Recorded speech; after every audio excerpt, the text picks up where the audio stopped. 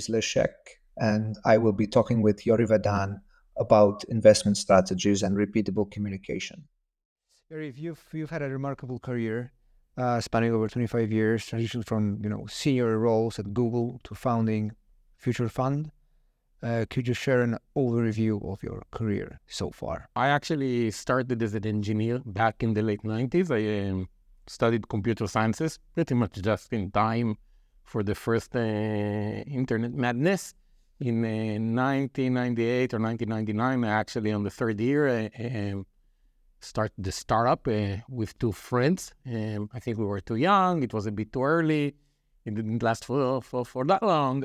But then for the next decade almost, I worked as an engineer and then an engineering manager in a bunch of Israeli startups, from very small to ones that grew until the last one was Mercury Interactive that was acquired by HP back in the time. And I learned a lot of stuff on, kind of good best practices on how to execute and build good products.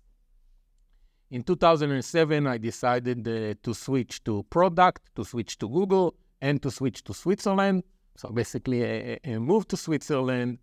And then I got to start or to join very early stages of multiple products at Google. Back in the days, Google was very Mountain View centric, and a lot of the PMs outside Mountain View were more of project managers for a PM in Mountain View. I did not like that, so I kind of found a way out to choose things that weren't necessarily sexy at the time, but kind of got to own them completely. So very early on, I was amongst the people that built the engineering and product organizations for privacy at Google. Before that, it was mostly lawyers. And actually, me and an engineering partner, we created that whole org saying, hey, it's not a problem between Google and the EU. It's actually between Google and the users, the ideas of transparency and control. So actually, I was very lucky to be in the early stages and basically shape the industry, making privacy a feature rather than a policy or a legal concern. Then in 2009 or 2010, I got to join very early on of Google Emerging Markets team, which was like, best 4 years, I think, of my career. For 4 years, I traveled in Africa, Latin America, Southeast Asia, India, learned a lot about the markets, learned a lot about, how do you design good products for very different users, very different infrastructure, very different needs. And again, learned a lot. When I joined, we were like a handful of people. After 3.5 years, I led both engineering and product. We were over 100 people across 5 locations globally. Then for a short while, I worked on YouTube ads. I just wanted to learn how this like multi-billion-dollar monster works. To be honest, I'm not an ads person. So while working on ads together with a friend, I said, hey, let's do something fun for 20% and kind of fix my karma, because I was mostly doing the unskippable 30-second ads on YouTube, which was like, yeah. So I needed something positive. And then we said, hey, wouldn't it be cool if we launch something that you speak to it, it speaks back to you and so forth. So I actually got to be on kind of the founding team of what became the Google Assistant. And then also started what at the time we thought is Assistant Eyes, that then went on to become Google Lens. So both of these kind of things, become from a small grassroots effort to very big company strategy efforts. I worked on a bunch of fun, cutting-edge AI consumer products for 6 or 7 years. And then together with my eng partner that we started all of these, about 3 years ago, we decided to move to cloud together. First, we led the Conversational AI in cloud. And then about a year after, the GPT madness happened. So we found ourselves leading applied Gen AI. It was like, the last about 2 years were like, the most intense, but also amazing, again, learning experience. And after 17 years, beginning of this year, I think was time. And then very grateful for Google, learned a lot, did a lot, got a lot. But yeah, now doing my own things around AI, so that's I hope quick enough overview. Very quick. Can you talk about the challenges you faced when developing those products, especially during the last few years? Fast-paced, a lot of learning. Anything else? I think especially, we were kind of early builders of conversational AI. And to be honest, I think we confused a little bit the ability for AI to transcribe speech to text really well and to generate human-sounding a voice with understanding. So in 2014, 15, we saw very fast progress of ability to actually understand what people are saying, even when voice doesn't completely work, and to generate a human-like understanding. Also natural language, like ever since we moved from grammars to LSTMs, so forth, it was also fast advanced. And we thought, hey, we are almost on the verge where this thing can understand and can be a useful assistant. I think we were wrong a little bit, almost a decade, a little bit by a decade, less than a decade. So I think the product was a bit heavy for the technology. I still think that it was very useful for some stuff, and for music, for smart home automation. But anyone that used these assistants, and not just like Google's, also Siri and Alexa, that for a lot of the things, it doesn't really work as naturally and as intelligently as you expected. You need to kind of learn very special commands, and it doesn't always understand perfectly. So I think there was a little bit over-promising and under-delivering, and mostly because, the ideas were great, a lot of innovation, but the technology wasn't yet mature. And that was one challenge. The other very interesting challenge that still, I think, exists today a little bit, and you see it as companies are starting to build these conversational AI products and applications, is we're basically creating a new modality of user interface. And that's basically, kind of, I call it, whether ambient UI or natural UI. You basically show it, you tell it, it speaks back to you the same way we communicate. And in some way, this is the most robust, interface you can, show and speak about anything very abstract, very complex ideas, very complex requests. The responses as well can be very complex, as we all know. And it's also very natural. Everyone knows how to make a request, how to show something, how to interpret response, right? So it actually levels the field across demographics, technical and even language and knowledge. You don't even need to know to read and write necessarily if it speaks out to you, right? So that's very powerful. On the other hand, a lot of things that we kind of solved over the years for traditional UIs, kind of understanding what it can do, how to request, right? The UI guides you, discoverability. How do I know, right? Here we still need to think, how do I know how to ask it? How do I know, what is the best UI? Because, at the beginning, ChatGPT and all of these things were fully conversational, right? You asked everything in text and you got everything in text. But we all know that language, in some senses, it's very efficient, and in other ways, it's very annoying. And the easiest example I use is when you go to a restaurant. When you want to consume the menu, you want to read it, you want visual. Because every time a waiter comes to me and talks to me about the kind of the dishes of the day, once it gets to over 3 dishes, I'm lost. While, give me a Thai menu with, 40 pages, very easily to go through and find what I want.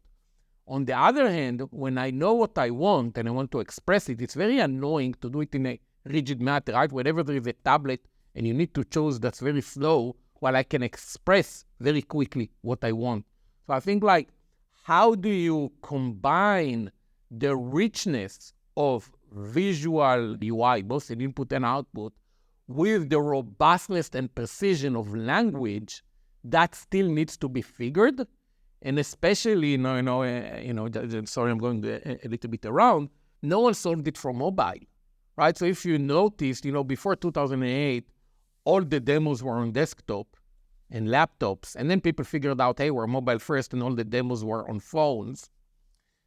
But now again, we're starting to see a lot of a laptop kind of demos. And the reason is that for conversational interfaces, especially if the keyboard is open, you have very real estate on the mobile device to actually have a meaningful experience. And no one yet solved how do you do that well. So again, we need these like kind of large screens, which of course don't make sense.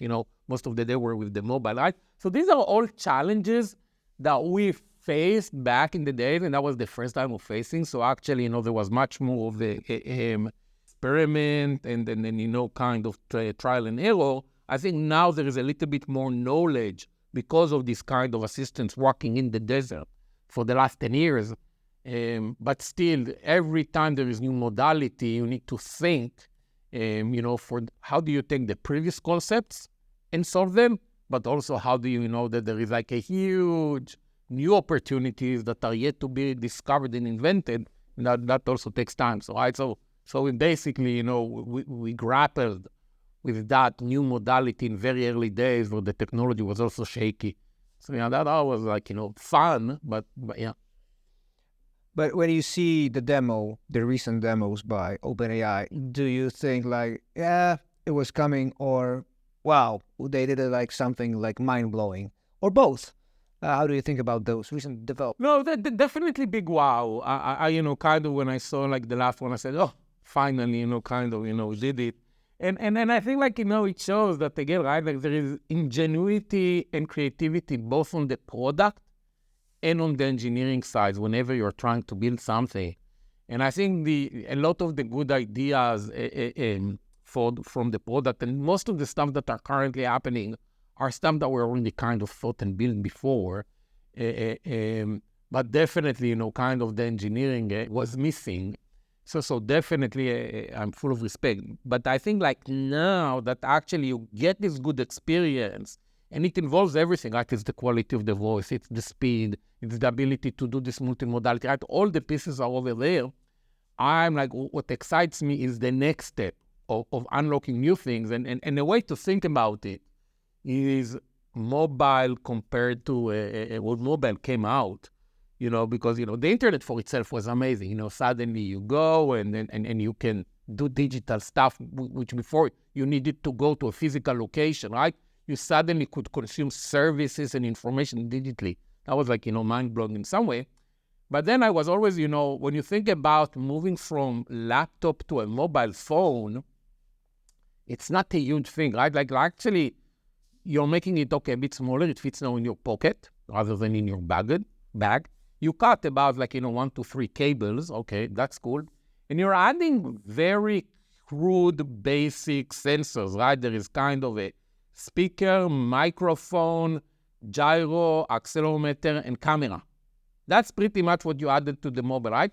Once you do this kind of few adjustments, suddenly you go around, you consume everything, it's like 24/7, and all of these verbs that didn't exist before, tweet, friend, like, swipe, all of these swipe, all of the, in TikTok, all of the things that we constantly do on mobile didn't exist and were unlocked. So now I'm thinking, okay, imagine that every device around you is smart. You can speak to it, or it sees you, don't even need to speak to it. You can communicate it kind of in an ambient way. And now that suddenly becomes not just a phone, but it's like, cars, medical devices, wellness devices, sports devices, smart devices, wearable devices, with all their capabilities and sensors and whatever. I think there is going to be an explosion of things that will suddenly be possible. I think what we're currently seeing is really the first tip of the iceberg of really executing on kind of all dreams and ideas. But now I feel all the pieces are there and it's going to explode and yeah, it's amazing. So I'm a huge fan and I know how hard it is to do the 0 to 1. So I have a ton of respect to anyone working on the field there. You mentioned that technology was not ready yet, but besides all the elements that you mentioned, mobile sensors, mobility, the elements of UI, were there anything else that was missing? I don't know, compute power, bandwidth, or something else that emerged during this last decade that enabled this development, or you cover most of the things, or the most significant? I feel like, the basic thing was intelligence. Basically, the ability to understand you and to respond intelligently. And then the next level is also for it to know you and to personalize and be proactive. These are things, by the way, that aren't yet done, right? Most of these models are not personalized.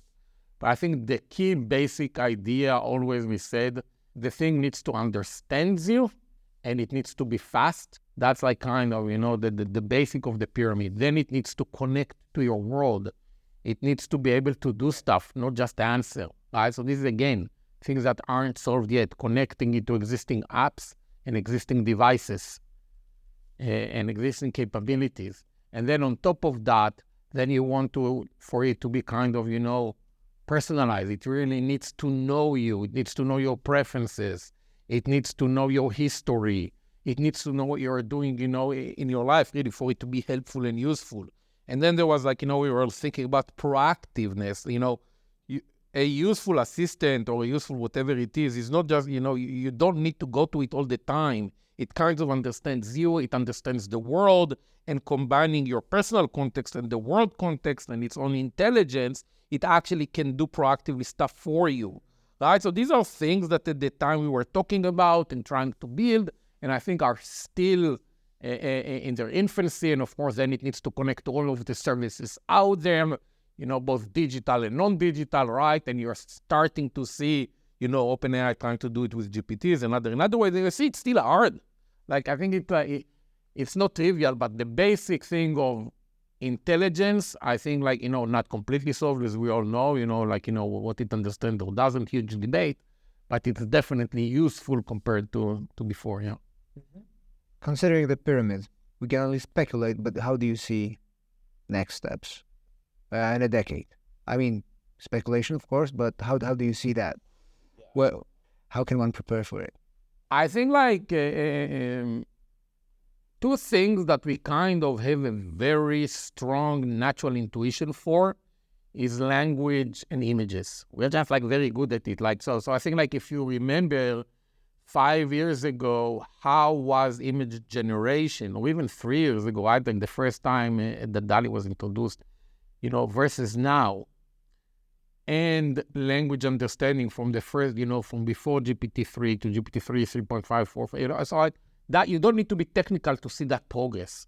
So I think you should extrapolate from that progress, in my opinion, to also on other things, the long context and then other modalities. Physics, space, things of that sort. So yes, I think there is a lot of very interesting stuff that NVIDIA is doing in agents in the framework. I think they have a very nice strategy of how to get in the internet scale data to learn 3D world using games, and how to get to new modalities. So I think there is there are multiple companies with very, first huge incentives. So they're putting a lot of resources, but actually very clear plan and understanding of some of the challenges. I think there are, you have multiple people that have different opinions. You go to Jan LeCun, he thinks, there is a very certain way of these models that must understand the world in order to get to that deeper and more persistent and consistent understanding. Others are taking other approaches, but it doesn't matter. I think that first, today, a lot of the work that many companies are doing are not solving the inherent challenges of problems of large language models, but actually very temporary, short-lived limitations of raw technology, of new technology. I had the same experience with the internet. When the internet first came out, with HTTP, it was raw and unready. You didn't have XML for structured input and output. You didn't have asynchronous, so every request you needed to wait for response. You don't have cookies, anything. Yeah, all of these things, we actually spent a lot of time ourselves solving it. So I wrote, loops in C to handle server requests, and we did HTTP tunneling to support asynchronously. We implemented kind of XML and XSL, like all of these things that were super basic, and then, encryption and all of these things within 3 to 5 years were solved. So I think a lot of the challenges that many companies are currently trying to deal with, in my opinion, are going to be solved in the very near future. So a lot of the reasons that people are saying you cannot trust it, it's not enterprise ready, and so forth, I think there is a very clear path to solving that. The first year of Gen AI, people were just like trying to make it run on a cloud, so, solve the basic, challenges with cloud. Still, it's not 100% solved. And I think now there is kind of this stability, but there is already a very interesting idea. So I'm 100% sure, or 99% sure to leave me 1% escape hatch.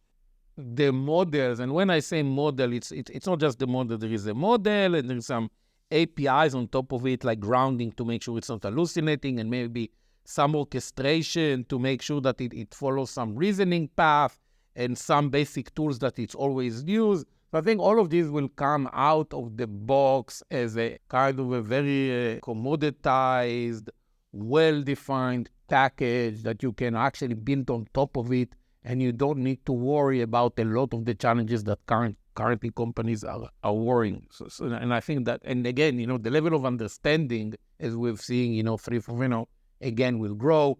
Multimodality, infinite context, all of these things will be, again, commoditized, low latency. So I think like we will have very capable pieces of software that will know how to interact with most of the other common software pieces that exist in the consumer and in the enterprise world. They will know how to interact also with hardware and devices. Again, commoditized. Latency will be sub 200 milliseconds, meaning that it seems to a human like immediate. It will become kind of a natural extension of us, the same way that, the mobile and the car is. When I use my mobile to text to my wife or to call my wife or whatever, or email, I don't think about the verb that I'm doing, right? Like, I'm like communicating with my wife, or, when I drive, I also, it does, the nano activities don't matter. I'm driving to somewhere.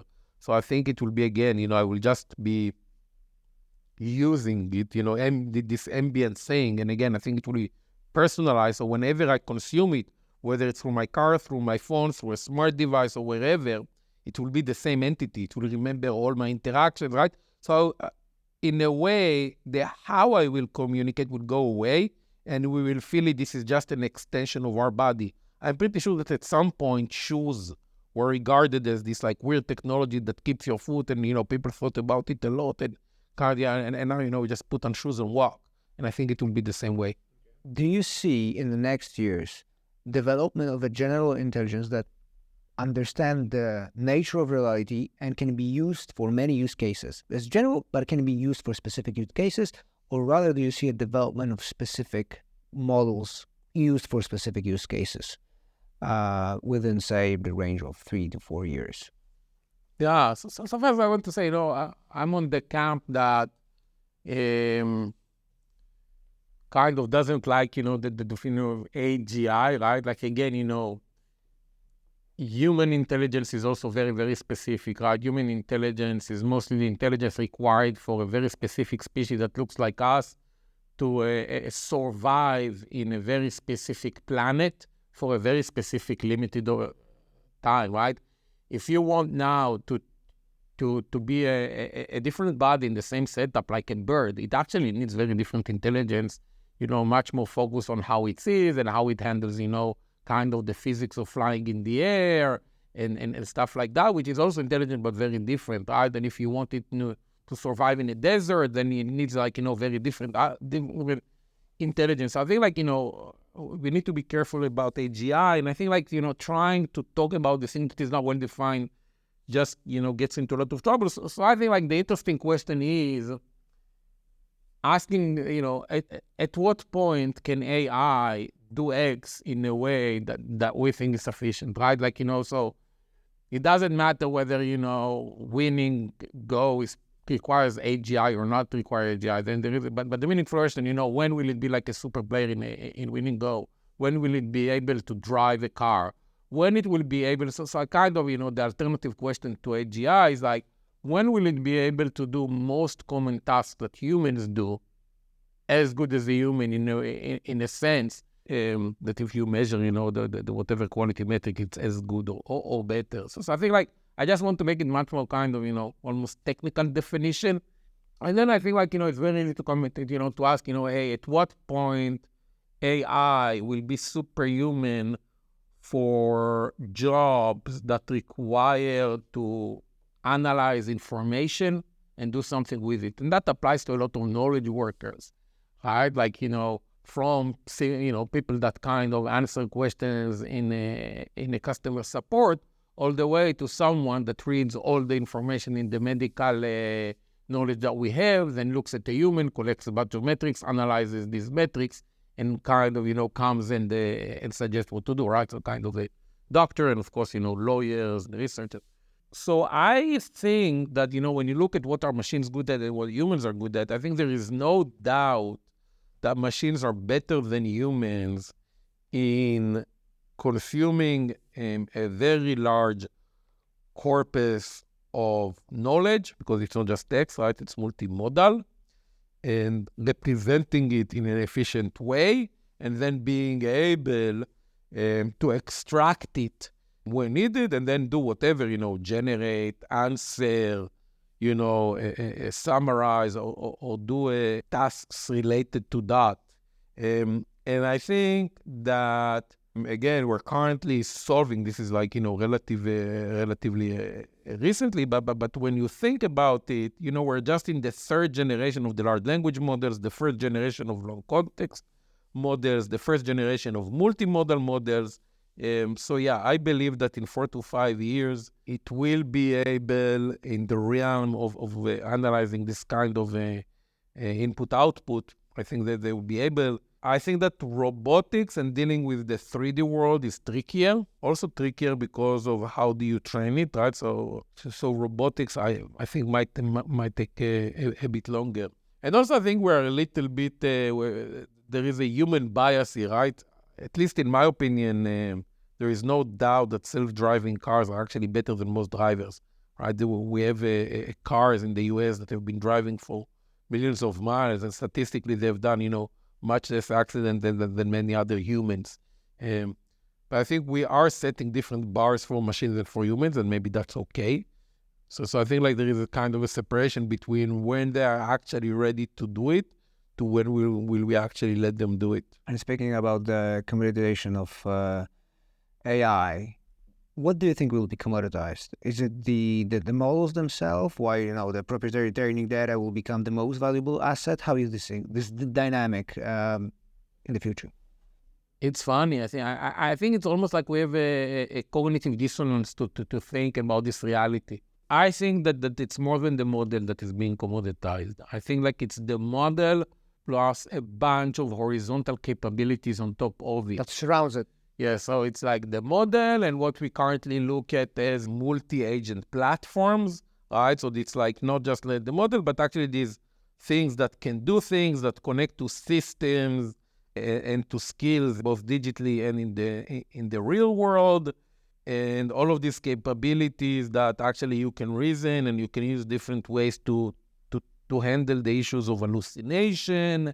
So that overall box of a thing that understands and can act, I think that will be a commoditized. So at a very high level, very powerful, multimodal, infinite context models, plus multi-agent frameworks.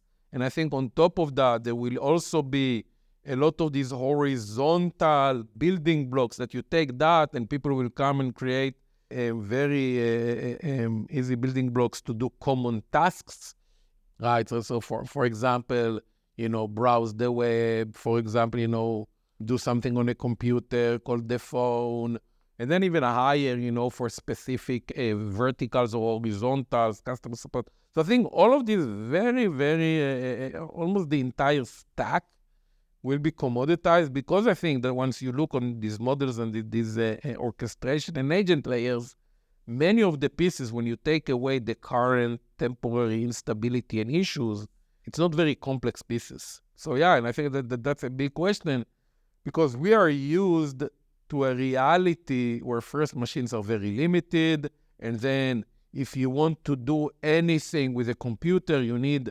highly specialized people, programmers, and many of them, and they need to work for many, many years to produce any useful software. So this is why you have this very complex SaaS stacks that basically kind of hard code business logic flows and business logic databases and business logic UIs.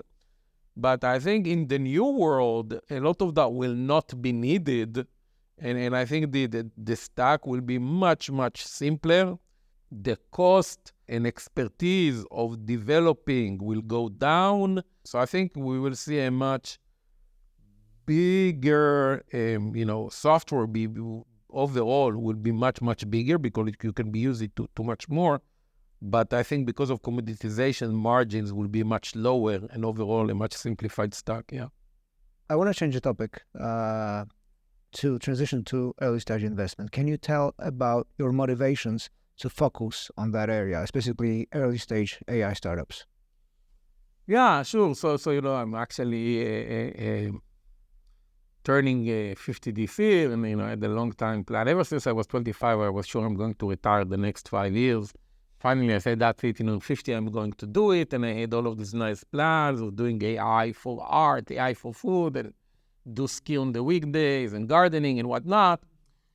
And then sometime last year, I spoke with an old friend of mine. We worked at Google a long time ago.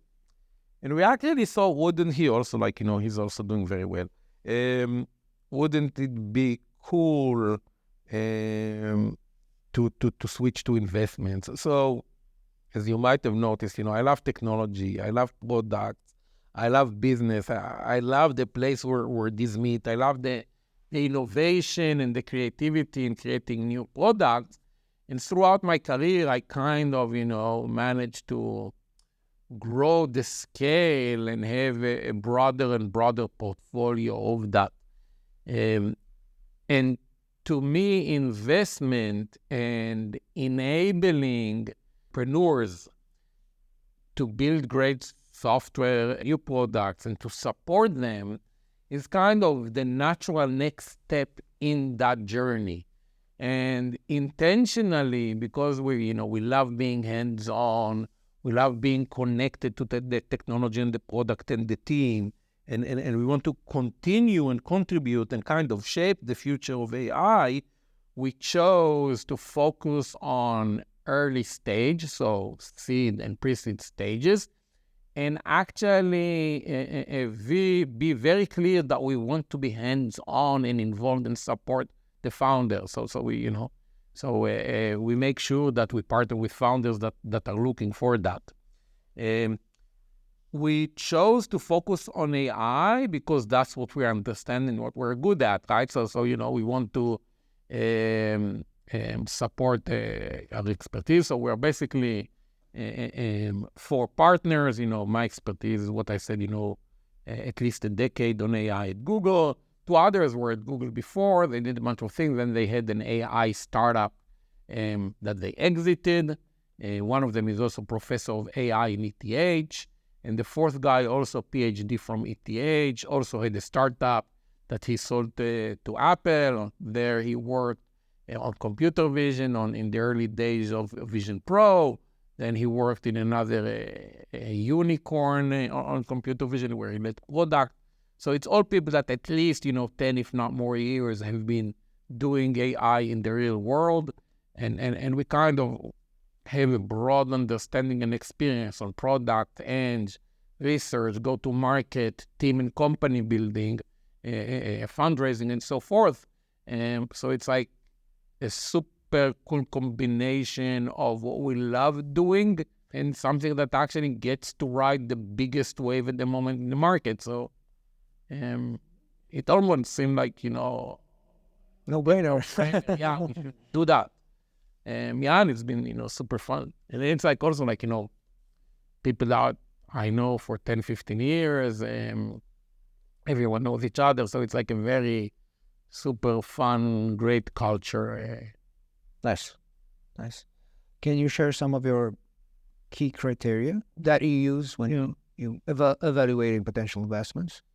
Sure. So I think like anyone that invests in pre-seed and seed, knows a lot of, first, a lot of it is the team, right? Because sometimes you have basically a team and an idea, right? And sometimes you have a bit more. So first you're asking yourself, hey, do you believe that this team can actually first build and lead the company?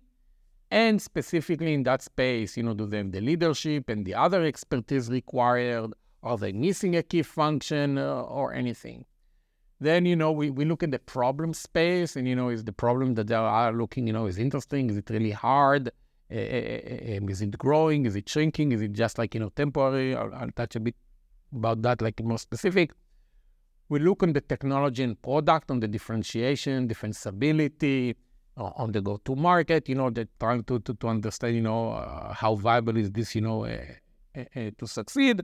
And then, we look, about, financials, their ability to raise and risk, right? So there's a bunch of the criteria that we assess. And I think the fact that we really understand the technology and products and the challenges helps us assess, which I think is the most important part.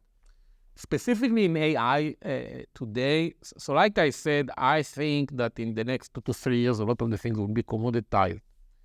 So in my opinion, and some people, more than some will not agree with me, there is, people tend to say, oh, all you need, that actually there is a ton of value in the application layer. So actually understanding a problem and doing great UI and making sure that these integrations really working, that's actually value. I think that's true in general, but I think the bar for that thing to be defensible, huge now because of one of the things that I said, because the models actually can do a lot of that very easily. You don't need engineers actually to build some of these UIs, and maybe, many times you don't need UI. So I think like if you are investing in a company that is kind of a vertical or an application on top of the model, that piece on top of the model better be kind of, complex and deep. So for example, if you're saying, oh, I'm building a summarization or customer support or, or some basic flows, I think all of that will be commoditized and there will be huge pricing pressure. And I think like, yes, it's a useful app. Companies will use it. But first, I think the buy versus build ratio will change. And I think also your ability to buy, there will be many more sellers rather than you don't need a company with 100,000, very smart engineers to build something. Actually, whether it will be like, freelancers or smaller companies or implementers that will be able to compete now on what used to be very complex software stacks. Given that, we are looking at deep tech. So where there is like, deep technology in that world of Gen AI. And I think there is one, I wouldn't invest in a company that is building an LLM now, although if you look at the ones that have been successful are actually, OpenAI itself is a startup, and Mistral, Anthropic, right? There's a bunch that actually in Perplexity, Glean, Perplexity and Glean more on the search side. But there is a lot of other modalities. So there is a lot of startups that are actually building foundational models for brain, hardware design. So, again, the ability to represent a domain and be able to interact with it in some semantic vector field, that's interesting. I think there is interesting challenges in solving security for that. There is interesting one area that we're trying to develop a muscle in is Gen AI for sciences, or AI for sciences in general. Over there is an additional expertise that is required, and defensibility and expertise is easier to identify and it's less crowded. So generally, while, for example, my biggest and deepest expertise and understanding is Gen AI for enterprise and consumer, I'm actually trying to move away from that beaten path and very crowded space to other places. Yeah. I wanted to do a follow-up on the buy versus build ratio. We covered that to some extent, but could you unpack it a little bit more? So I'm imagining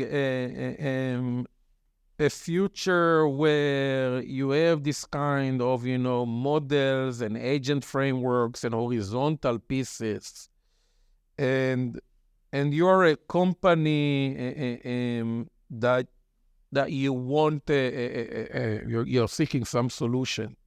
Historically, AI software was high margin business where some company would build that and they would actually get a subscription or per consumption fee, and you would make, 98, 97, 96% margin.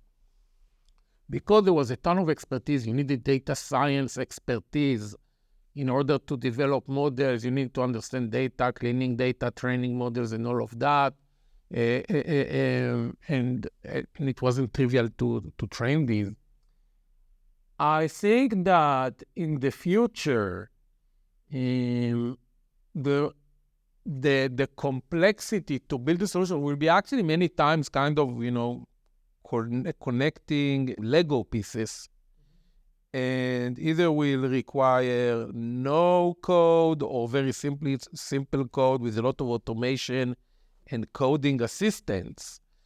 And I think you will have numerous freelancers and a lot of, I think, of the existing companies, kind of the Accentures and Deloittes, that will find also that a lot of, they're doing a ton of money from implementation of very complex SaaS business. I think that side of the business will go down. So they will need to find new businesses. And I just expect, if a startup now sells something to someone and take a subscription fee of a few $1,000s a month or a year or whatever, and they disrupt the existing software companies, if I was an entrepreneur, I would come and tell that company, why are you paying them? I will bill you the exact same thing at a fixed price. And that's like, I think there will be some race to the bottom because there is no moat is the smartest thing someone said. I think that's the biggest statement of the decade. There isn't really a moat of expertise, of engineering time, or complexity. So I think like an arbitrage of price in that case, I think is just unstable. And I'm sure that there will be, that they will develop new capabilities that currently we aren't yet seeing that may, add. So I'm looking for these things. In the short to medium term, for example, I am looking, if I'm looking for a solution, I'm asking, for example, is that a high-value transaction or a low-value transaction? High-value transaction, is that a complex expertise versus low-complex expertise? So, for example, high-value transaction and complex expertise is if you're trying to build an agent that will replace a professional investor. And in that sense, if that professional investor, the decisions are worth $10, $50, $100, $1,000, you can actually spend more and build something complex with multiple cores and whatnot, and still the transaction value makes sense for you to run that. Right? So just like logically, and also there is like kind of more complexity in writing and running that, as opposed to if you are looking at like, low-value transaction, like answering questions in a customer support or summarizing or generating marketing materials, I think then like, you cannot afford the $10 or $12 per transaction, and also the complexity isn't very high, so that thing will be completely commoditized. Again, I actually think that, again, high value and complexity is always relative and will go down, and then we'll see new things that are, higher value. But that's a little bit how I look at it, because then, of course, on the high value complex, you have more space to do and more margins to take. But again, I feel that the overall stack, if I extrapolate really, if you want me to make crazy guesses to the future, I think that there will be this kind of giant data oceans and agents with skills. And by the way, agents will be both machines and humans. Because a human, basically, also data, by the way, a human is basically high latency, low availability, highly trusted agent with some humans. And I think, similar to websites, they will publish themselves. If, you will publish and saying, hey, I have this data or I have this capability. And you will basically publish, also some metadata. How much does it cost? What's your availability? And by the way, availability of humans, very easily to measure with a phone. I know where you are, what you're doing, if you're busy. And by the way, skills could be even in the physical world, just moving stuff or doing things that currently machines can't do. So you will basically have this kind of huge marketplaces of published skills and data. And I think there will be companies that will specialize in being data sellers as opposed to data owners. So they will know to collect data from multiple sources, including consumers, right? You own a lot of data, all the things the traces that you leave behind you. And they will know how to clean it and make it, and then they will give some money to the data owner and some to the kind of data aggregator seller. And then there will be models. You as a user or as a company will come and say, I want to complete this task. And the task can be small and simple, but it can also be very long and very complex and ongoing. And the models will be very, very good at, given a task, to break it down to its different pieces, go to the marketplace, kind of get all the bids, and actually fulfill that task for you continuously. And for me, that's it. That's the task. And of course, there is some infrastructure layers here for the data, for the skills, for running the models. I think that we will also, at the moment, the models are using, one of the things that makes the models very useful is that they can use tools that were designed for humans. They can use a browser, they can use a computer, right? They can use a natural language, right? So we don't need to reinvent the world. They can use the same world that we're using, because I understand we connect them, via these wrappers to all of these APIs.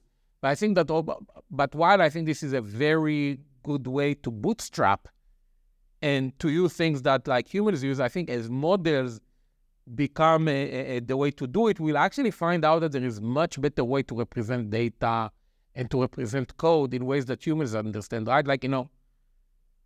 Having high-level language code like, C++ or Java or Python and have the model look at that isn't the most efficient way. Having models deal with SQL isn't the most efficient way we deal with data. Maybe tabular way, you can actually compress a lot of the things and actually kind of design the software stack, the data and the APIs that are actually optimized not for humans, but rather for the models. So actually models are first-class citizen of the stack. That hasn't happened yet. And I think that would be a huge. So to me, that's it. That's the stack. So basically models, it will be kind of the Borg, we'll use Nanotask. And I think it's actually, it opens a whole new world of freelancers. And I think actually you reduce not just a lot of middle tiers from the software stack, you actually can move a lot of middlemen in the human stack, companies and organizations and others. Because if you have special skill, or even not special, but if you have skill, time, or data that you can somehow monitor, that's it. Everyone can be kind of a freelancer, and the model can maybe even, work in nanoseconds, and you collect nano payments. And I think it could be this kind of crazy world that is, tasks are managed, on a really, super granular time, and it operates 1 million humans, in different time zones for continuous, and it passes information from one to another. Yeah, so I feel that the whole way of software and how a lot of humans are employed, I think has the potential to completely change. And yeah, I know it sounds a little bit like a science fiction book, but I think the pieces are starting to be visible. Having covered that, I want to come back to the investment criteria. You analyzed the problem space. Yeah. And you specifically said you look at how hard the problem is. So I think that links to everything you said about commoditization. And my follow-up question here is, how hard do you want them to get? I mean, I think like it needs to be something that in 5 years is not like completely commoditized. If you want a business, I think that in 3 years you will have a lot of companies that are currently trying to sprinkle Gen AI magic, and they will figure out, oh, I cannot do it. And the startups are like, just like, running faster. There'll be like a crazy shopping spree. And you can be a speculant and say, okay, I'm investing in a company that maybe someone will buy in 3 years, and then 5 years, and 2 years later, both of them will die. That's a very hit and miss. So this is why I'm actually trying to move away from this area of applications, and language model and stuff like that, and more into robotics, which I think is a multi-trillion-dollar industry that is happening with a lot of technical challenges, at least at the moment, and AI for science, and some of the harder problems, like I said, how do you handle security for the things, some of the tools that maybe needs to be invented that are not trivial, challenges in the infrastructure, is very interesting. We are looking at also some use cases where you are saying, okay, maybe there, here you would want a little bit more cautious, like, maybe in a health-related stuff. But yeah, but generally, as an investor, there is a lot of pressure to invest. And, I actually asked, because, I'm grappling with these questions, at a time like that, how do you decide what? And I asked a few very reputable VCs, how do you decide in what to invest? And I was actually kind of underwhelmed by the answer. They basically told me, hey, we have money, we need to spend it, so we're looking for very strong teams. And once we see a strong team, we try to go as early as possible, because that's when they're cheapest. And that's pretty much what what they're doing. And then they are hoping that the laws of numbers for VCs will remain the same as they were today. So if they do enough, kind of the return will come. So actually, that found out. I am trying to avoid that really hard.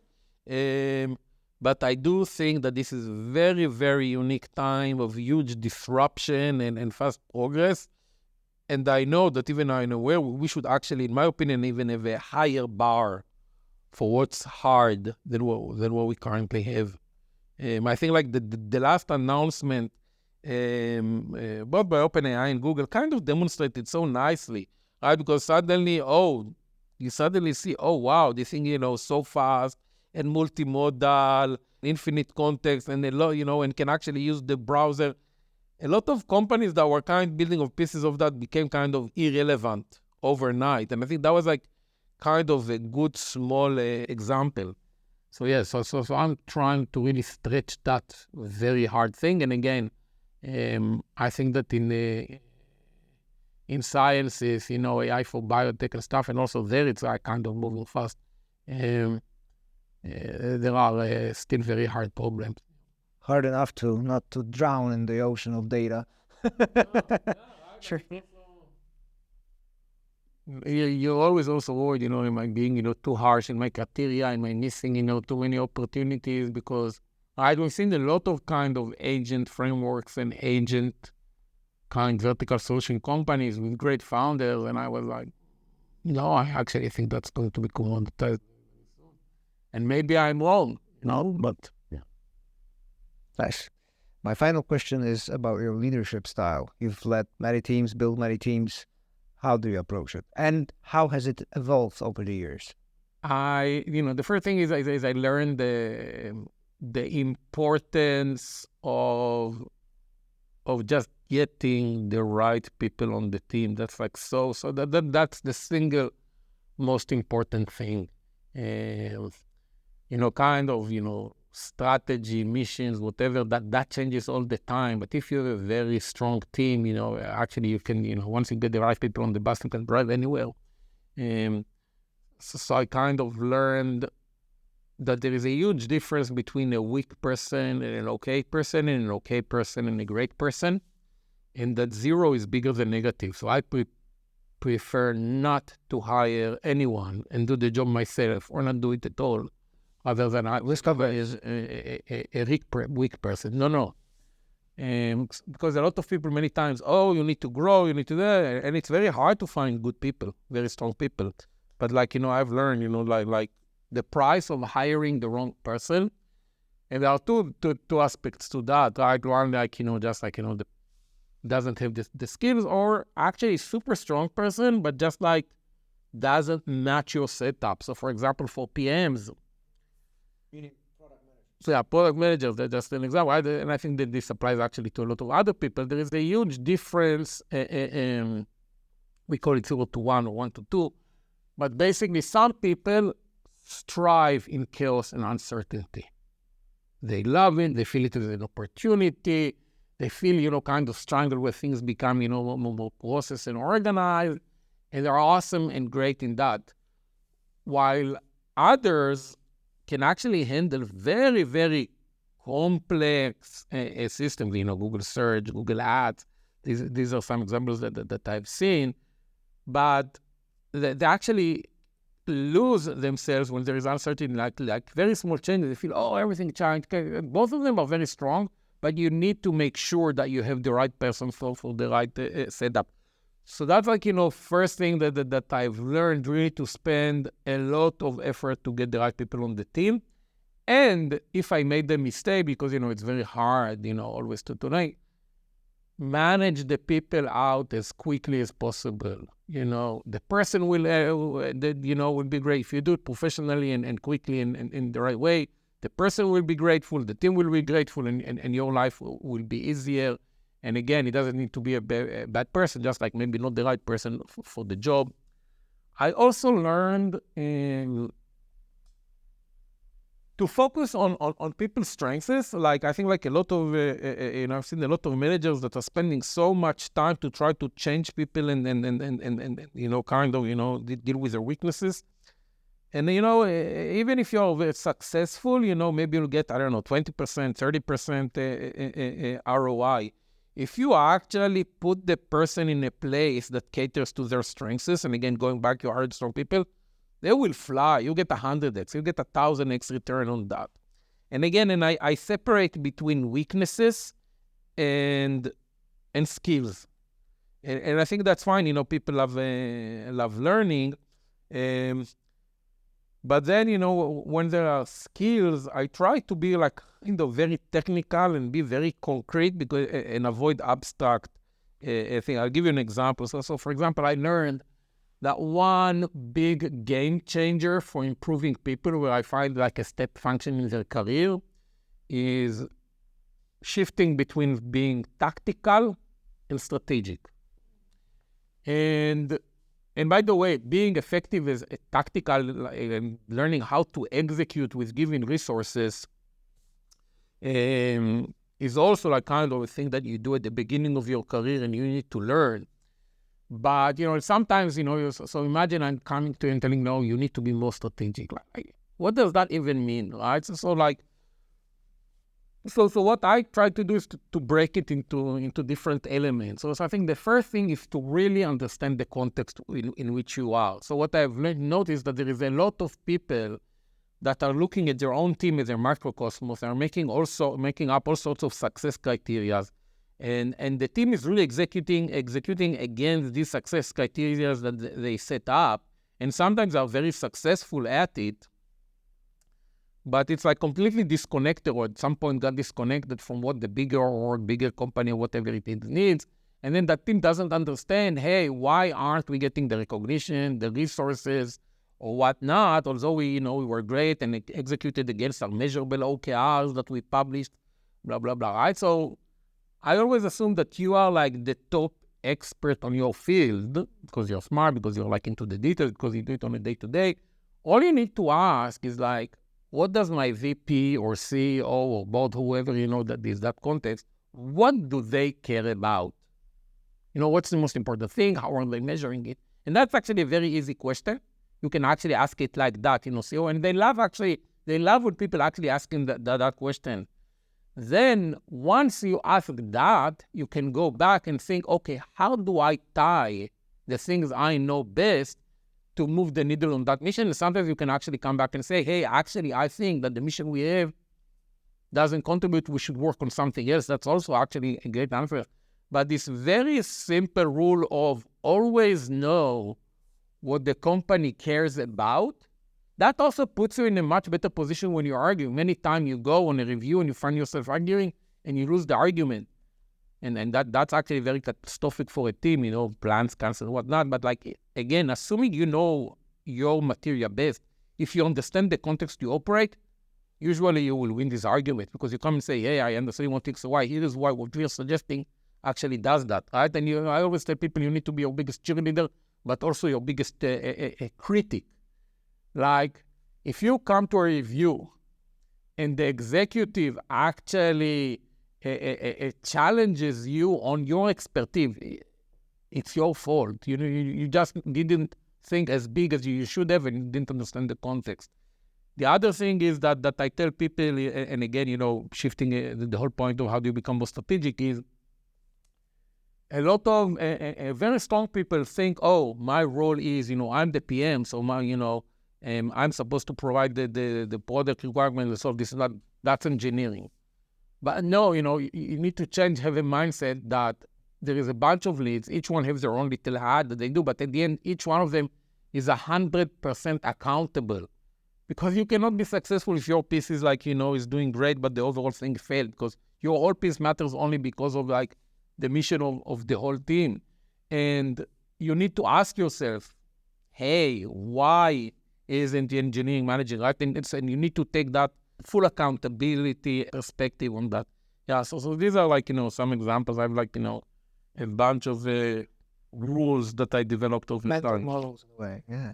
But I think that there's an advice here for both the executive, but also the local leader, PM, whatever, is that for the executive, the advice is always talk about what the company cares about. And for the other person is always ask about it. I mean, so that it always works. You have to, both of those parties have to work together. I mean, communicate it about. Yeah, for the executive, my tip always is repeat yourself. We are in a culture where we have 1,000 emails per day, so there is a ton of noise. And we have pretty good intuition that if I heard something 5 times, it's most probably important. So it's a good signal. So very simple things of what are we trying to achieve and why. You need to repeat it until, and there is a very simple experiment to see if you repeated it enough or you need to repeat it again. There are two simple tests. One, you start hearing people saying what you said. The second one, stop on 5 minutes. Stop 5 people in the corridor and ask them, what do we care about most? What are the top 3 metrics that we care about now, and why are we doing that? Once people actually 5 people give you the right response, you can stop repeating for a while. And you'll be surprised, because it changes all the time. You will be surprised how rare it is, no matter how many times you repeated it, how rare it is that actually people are able to answer this correctly. So really repeat, and again, then it goes, and then people can actually, when they do their daily work, which you cannot be there for them, they actually, are moving in the right direction. Yeah. So. Yeah, thank you very much. It was a pleasure. Likewise. Great talk, great insights. Thank you. Awesome. Better Tech Leadership powered by Brainhub. Follow Leszek on LinkedIn and subscribe to the Better Tech Leadership newsletter.